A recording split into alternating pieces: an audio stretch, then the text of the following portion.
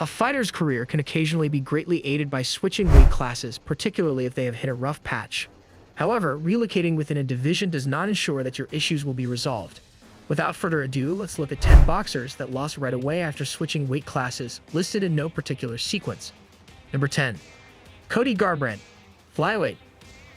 To kick things off, we're going to take a look at a fighter who managed to shoot himself in the foot ahead of UFC 269.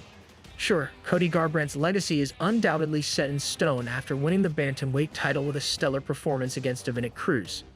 But in the 3 fights that followed, he found himself on a streak of knockout defeats. At that point, it was clear he needed to go back to the drawing board. But after a decision loss to Rob Font, for some reason, Garbrandt decided that a move down in weight would give him a chance to revitalize his career. But undergoing a tough weight cut is going to have some ramifications. And sure enough, upon reaching flyweight, Cody's chin was once again cracked, this time by Kekar of France. In the end, the change in weight class did not work in his favor. Number 9. TJ Dillashaw, flyweight. Oddly enough, just a couple of years before Garbrandt's trip to 125 pounds, his old teammate TJ Dillashaw attempted to do the exact same thing. And it's probably fair to say that his flyweight debut was even worse. Not only did he struggle to make the weight and use the banned substance EPO to help him in his fight camp, he then got TKO'd by the divisional champion Henry Cejudo in one of the opening exchanges. Then, when USADA flagged him for his EPO usage, TJ was stripped of his original title. So to summarize, Dillashaw won the bantamweight belt, and then decided to try his hand at double champion status. But instead of becoming a 2-weight world champion, he was left with no belts and a 2-year ban.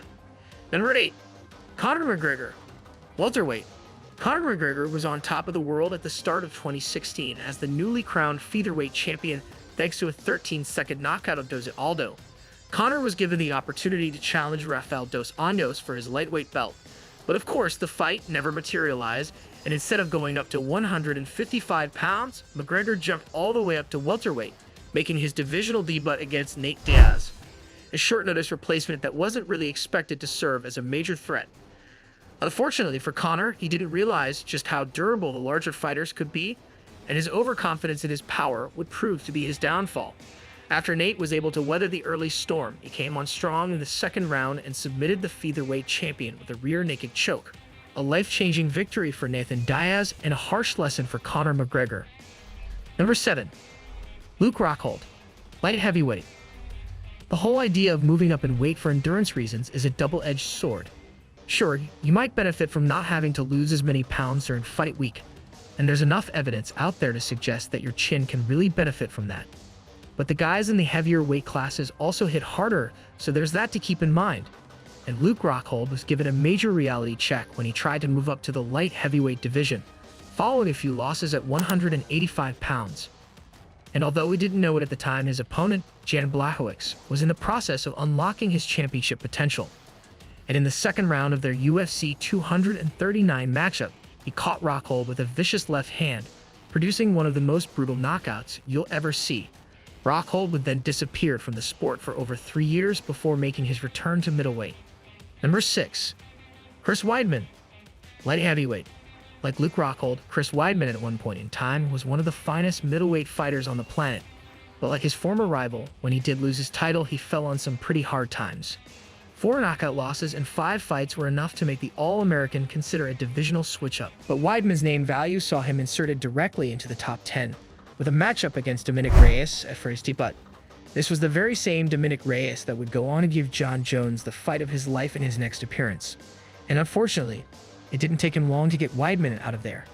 Just 1 minute and 43 seconds into the very first round, Reyes put the former middleweight champion out cold, making it a disastrous night for this once great talent. Number 5. Kevin Lee, welterweight. Kevin Lee is a fighter who really seemed like he had championship potential. His early showing against Tony Ferguson and his brutal knockout of the highly underrated Gregor Gillespie were flashes of the greatness that the Motown Phenom had. But by the time he decided to leave the lightweight division for welterweight, he was 1-2 in his last 3, and had missed weight ahead of the fight he won. Waiting for him in his new division was Rafael dos Anjos. And over the 4 rounds the fight lasted, dos Anjos turned in a veteran performance, eventually submitting Lee in the 4th round to take home the win. Even though he eventually parted ways with the UFC, we still think that Kevin Lee is definitely a great fighter. But he probably would have benefited from the creation of a new weight class, Number 4. Rashad Evans. Middleweight. Rashad Evans is best known for his work in 205-pound division, where he earned victories over stars like Michael Bisping, Chuck Liddell, Rampage Jackson, and Forrest Griffin. He also won a heavyweight season of The Ultimate Fighter to earn his UFC contract, so it's pretty fair to say that he was more than capable of competing across different divisions. But when the time came for his drop down to 185 pounds, his best years were definitely behind him. After losing back-to-back fights against Glover Teixeira and Ryan Bader in the light heavyweight division, Evans attempted to bring new life to his career by dropping down to middleweight. Unfortunately, another pair of back-to-back defeats would follow, this time in lesser competition in Daniel Kelly and San Alve.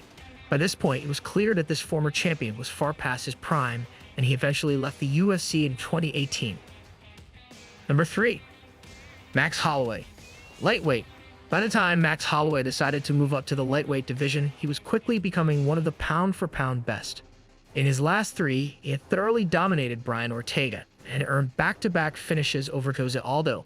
With the interim lightweight title on the line and his old rival Dustin Poirier in front of him, the stage was set for Holloway to make a real ascent into the history books. But on fight night, his move up in weight proved to be a little too ambitious. During the bout, Poirier was a lot tougher and far more powerful than any featherweight that Max had fought. Although the fight was close, Dustin edged his way to victory, outboxing and largely overpowering the Hawaiian over 5 rounds. This was no doubt a major wake-up call for Holloway and showed the importance of physicality across weight divisions. Number 2. Anthony Johnson. Middleweight. Anthony Johnson is perhaps best known for his shocking knockout power, but during his early years he was also pretty famous for his tendency to miss weight, often by a sizable margin. At one point, Rumble Johnson fought as a welterweight before he eventually moved up to middleweight and later light heavyweight as his waistline continued to expand. But despite signing on the dotted line for 2 middleweight bouts, he ultimately missed weight for both of them. And his UFC middleweight clash with Vitor Belfort was pretty disastrous for 2 reasons. First, it ended with him getting submitted in the opening round.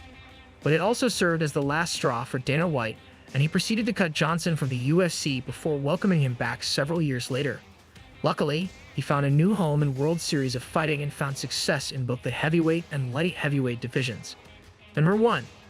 Israel Adesanya. Light heavyweight. Sometimes, the timing on a divisional move just isn't right. And for a champion like Israel Adesanya, it's not hard to see another trip to 205 pounds in his future. But when he came up against Jan Blachowicz at UFC 259 and attempted to become a 2-weight world champion, the world sorely underestimated just how much difference the size would make. To his credit, Israel Adesanya had a respectable showing, but at the end of the 5 rounds, it was clear that the champion was the superior man on that night. In the end, Blachowicz would use his size and wrestling to earn a decision win, handing Adesanya his first and so far his only loss in MMA. If Adesanya can make the necessary adjustments and maybe pack on a few pounds, he could certainly be an interesting addition to the light heavyweight ranks. But this was not the case at UFC 259. As always, if you guys enjoyed the video, please be sure to let me know by leaving a like and subscribing to our channel. Apart from that, thanks so much for watching, and we'll see you on the next one.